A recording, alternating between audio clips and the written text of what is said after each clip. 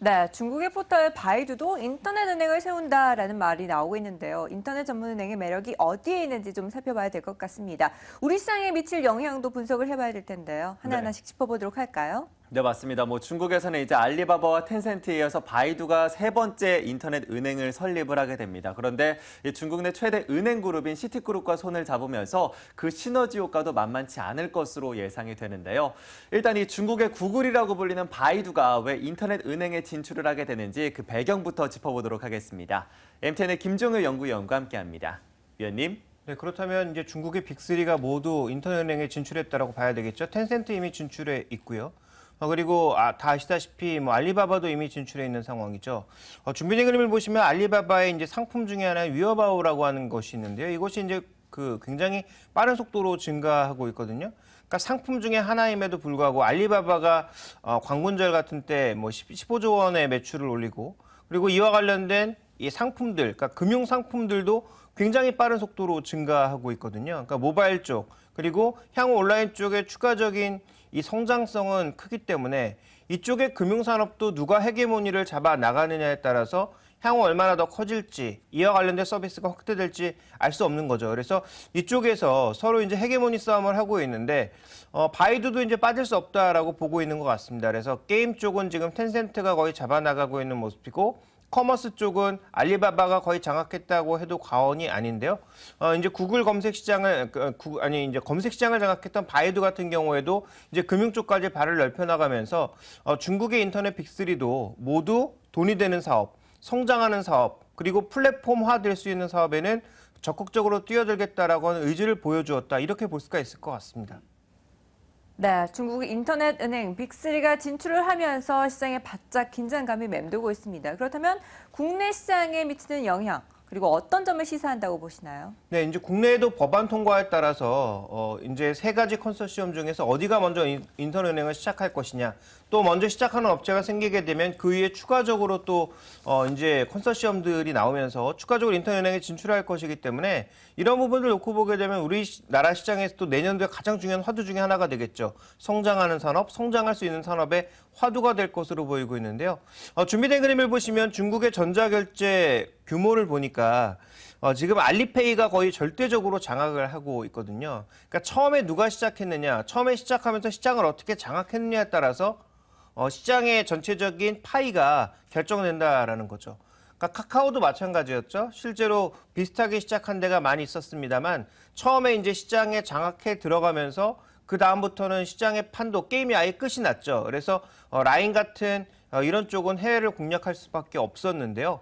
그렇게 본다면 우리나라에 이제 인터넷 세 가지 컨소시엄이 있는데 KT가 되었던 인터파크가 되었던 카카오가 되었던 어느 쪽이 되든 그 되는 처음으로 선정되는 그쪽이 전체 시장의 판도를 빠르게 잡아나갈 가능성이 있다는 점을 가장 먼저 주목해 볼 필요가 있겠고요. 실제로 위어바라고 하는 게 단기 금융 상품이거든요.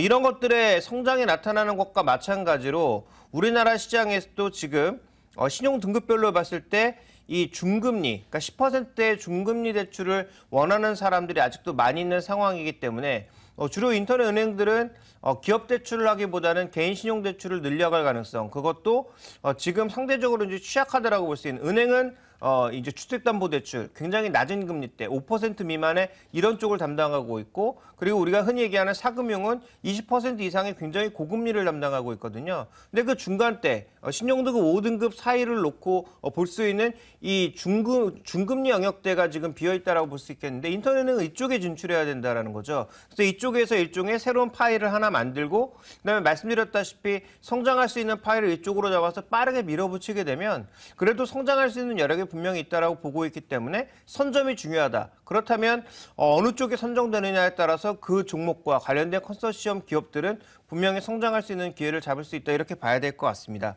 또 하나 지금 개인 신용대출 추이를 보시면 비은행권이 점점 늘어나고 있는 상황이거든요. 그러니까 그만큼 비싼 금리를 쓰고 있는 사람이 많다라는 얘기이기 때문에 충분히 기회가 돌아올 수 있다라는 거죠. 결국 무슨 말씀을 드리고 싶은 거냐? 선점이 중요하다라는 것입니다. 그래서 선정되는 업체, 그러니까 지금 투자하시기보다는 선정되는 것을 보고 선정된 이후에 그 업체에 투자해도 늦지 않다라고 보고 있고 성장 기회가 충분히 있다라고 보고 있기 때문에 지금 미리 들어가서 카카오를 사든 KT를 사든 인터파크를 사든 그렇게 가시는 것보다는 선정된 이후에 때문에 그 종목에 대한 집중 투자가 조금 더 낫지 않을까 이렇게 판단하고 있습니다.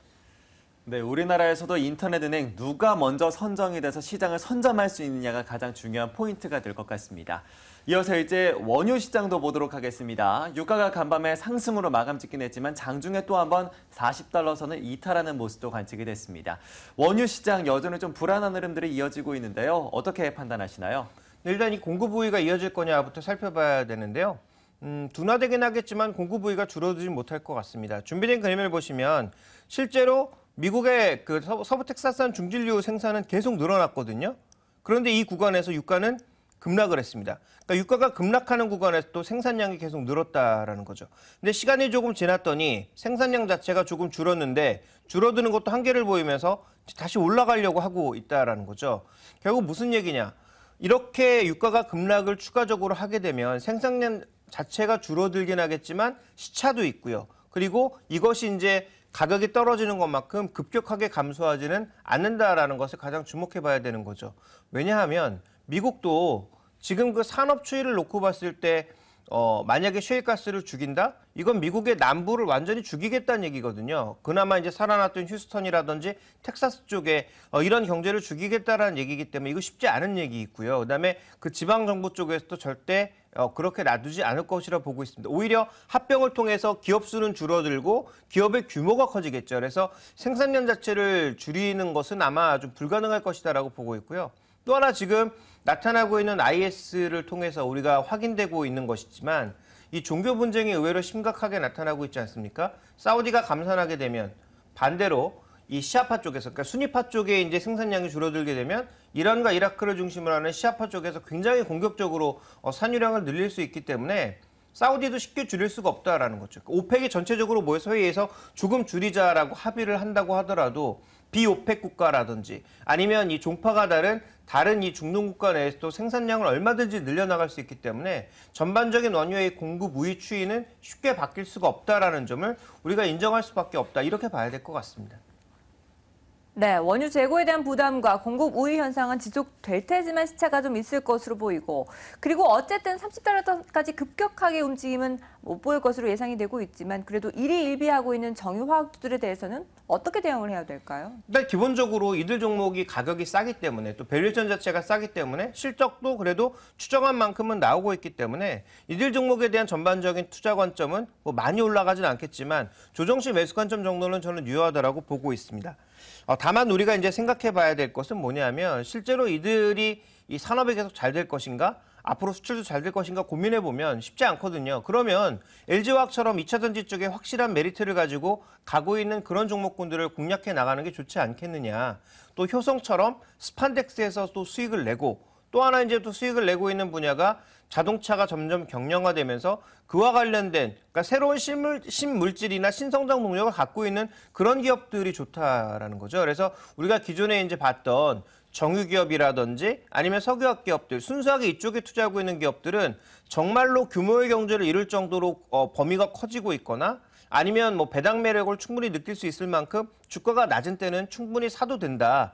그 가격대에서 팔아서는 곤란하다라고 보고 있습니다만 정말로 우리가 이제 큰 상승을 원하고 누리고 수익률을 누리고 싶다면 신성장 능력을 갖고 있는 그런 석유화학 기업을 사야 된다라는 거죠. 그런 의미에서 정유기업들보다는 LG화학이나 효성과 같은 그래도 신성장 메리트를 가지고 있는 기업들이 조금은 더 낫지 않겠느냐 이렇게 보셔야 될 것 같고요. 이런 종목군들은 장기 투자도 가능하다라고 보고 있습니다. 그 외 순수 석유화학이라든지 순수 정유주에 대해서는 말씀드렸다시피 충분한 가격 메리트가 나타났을 때 사라. 그리고 어느 정도의 반등을 하고 그 반등의 벽에 막힌다면 그때는 좀 파는 트레이딩 전략이 필요하다 이렇게 말씀드리겠습니다. 네, 기존의 정유화학주들 가운데에서도 신성장 동력이 있는가가 제일 중요하다라고 보고 계십니다. 그렇다면 전체 시장으로 봤을 때에도 이 신성장 동력은 매우 중요한 요소 중에 하나가 될 텐데요. 최근 들어서 이 성장 동력으로 바로 전기차를 꼽고 있는 사람들이 많습니다. 뭐 중국과 미국 시장도 그러하고요. 우리 시장에서도 수혜주를 찾는데 지금 분주한 모습인데요. 어떠한 부분들이 가장 큰 수혜를 이끌 수가 있을까요? 네, 아까 앵커가 소개해 주신 그 뉴스 안에 C라고 하는 게 있었죠. 그래서 뭐 스마트 IoT를 아마 포함할 거고요. 그다음에 일렉션 선거가 있었고요. 또 또 일렉트리카와 같은 전기차가 있었고요. 그러니까 여러 가지 이런 요소들이 있는데 그런 요소들 중에서 우리가 전기차에 대해서 가장 많이 강조를 하고 있지 않습니까? 근데 이런 전기차 사업도 굉장히 범위가 넓다라는 거죠. 그렇다면 실제로 이 전기차 내에서 이 파이도 크고, 그러니까 규모도 크고 수익률도 비교도 높은 산업이 무엇인가에 대한 고민도 좀 필요할 것 같고요.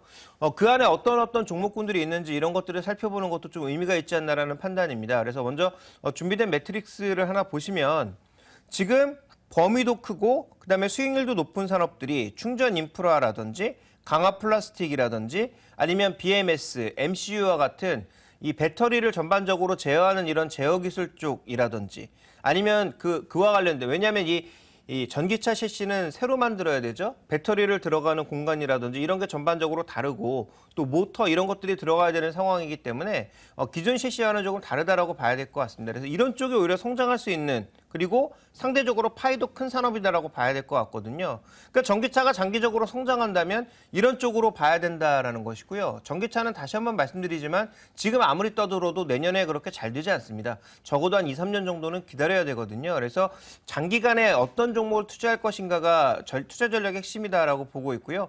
다만 이제 종목별로 중소형주 같은 경우에는 실제로 시작은 2018년에 오지만 뭐 기대감이 반영되면서 내년부터도 더 강해지는 모습을 보일 수도 있고 내년에 한 해를 장식할 수 있는 테마도 될 수 있는 거죠. 다만 정말 장기적으로 10%, 20%를 노리는 것이 아니라 100%, 200%를 노리시는 분들이라면 오히려 어떤 종목, 어떠한 대형주에 장기적으로 투자하시는 것이 좋은지 그런 것들에 대한 고민이 필요하다라는 거죠. 그래서 단순하게 배터리가 아니라 배터리 쪽에서도 어느 쪽을 봐야 되는지 그 산업 내에서 어느 쪽에 우리가 관심을 가져야 될지 그런 부분들에 대한 고민이 필요하다라고 보고 있고요. 실제로 이제 성장이 큰 것은 아까 말씀드렸던 이런 제어 계통, 그다음에 충전 인프라와 관련된 계통들 이런 쪽이 좀 더 큰 수익률을 누릴 수 있지 않을까 장기적으로는 이렇게 보고 있습니다. 네, 그럼 말씀하신 것처럼 시장 규모도 크고 수익률도 높은 종목들, 어떤 종목들 중심으로 추려볼 수 있을까요? 네, 일단 뭐 뻔한 종목이긴 합니다만 그 뻔한 종목군들이 장기적으로 봤을 때 좋다라는 거죠. 단기적으로 물론 중소형주들도 좋을 수 있겠지만 그래서 여러 계통으로 좀 나눠야 되는데요. 먼저 배터리계 쪽을 보시면 다 아시는 종목인 삼성 SDI와 LG 화학 그리고 LS 산전 같은 종목군들이 상대적으로 좋다라고 보고 있고요. 그다음에 구동계 모토 쪽이라고 봐야 되겠죠. 모토 쪽으로 보시면 현대모비스나 삼성전기, LG이노텍 이런 쪽이 실제로 현대차, 기아차에도 납품될 가능성이 높고 해외 쪽으로도 진출할 가능성이 충분히 있다라고 봐야 되겠죠. 그렇다면 아까 말씀드렸던 뭐 BMS, MCU와 같은 이런 제어계 쪽은 지금 파워로직스라고 하는 국내에 이제 상장된 기업이 있습니다만 이 기업이 과연 전체적인 헤게모니를 가져갈까요? 말도 안 되는 얘기죠. 결국은 현대차가 가져갈 가능성이 높다라고 봐야 될 것 같습니다. 왜냐하면 이건 핵심 기술이기 때문에 완성차에서 쥐고 있지 않으면 나중에 그 회사에 질질 끌려다닐 수밖에 없고 실제로 나중에 AS라는 이런 것들에도 문제가 생길 수밖에 없거든요. 그렇다면 뭐 BMS와 같은 이런 기술들, 결국 배터리 셀을 제어하는 이런 기술들은 결국은 자동차 쪽에서 가져갈 수밖에 없기 때문에 완성차와 관련된 기술이다라고 봐야 될 것 같고요. 그다음에 또 하나 살펴봐야 될 건 이제 셰시를 비롯한 차체계 쪽에서는 뭐 현대모비스나 한국타이어 같은 뭐 이런 기업들을 보셔야 되지 않나라고 판단을 하고 있고요. 그다음에 엔터 IoT 쪽에 관련되어 있는 기업들은 뭐 너무나 많죠. 그렇지만 뭐 대표적으로는 LG전자, 삼성전자를 포함해서 MDS테크와 같은 뭐 이런 종목군들이 포함될 것으로 보고 있고요. 마지막으로 충전 인프라 같은 경우에는 LS산전과 포스코 ICT 그리고 뭐 중소형주 쪽에서는 PNE솔루션 이런 것들을 보고 있는데 이것도 산업의 파이가 커지면 커질수록 중소형사가 차지할 수 있는 비율은 낮아질 수밖에 없다라는 거죠. 그렇다면 상대적으로 대형주 쪽 그리고 대형주 쪽과 컨소시엄을 이루어서 같이 갈 수 있는 뭐 그런 기업들을 우리가 좀 봐야 되지 않나라고 판단하고 있습니다. 네, 이렇게 해서 전기차와 관련된 그 관련주들에 대한 투자 전략까지 모두 세워봤습니다. 이어서 이제 국내 시장 전반적인 전략들도 세워보도록 할 텐데요. 오늘장 선전략에서 좀 더 자세히 이야기 나눠보겠습니다.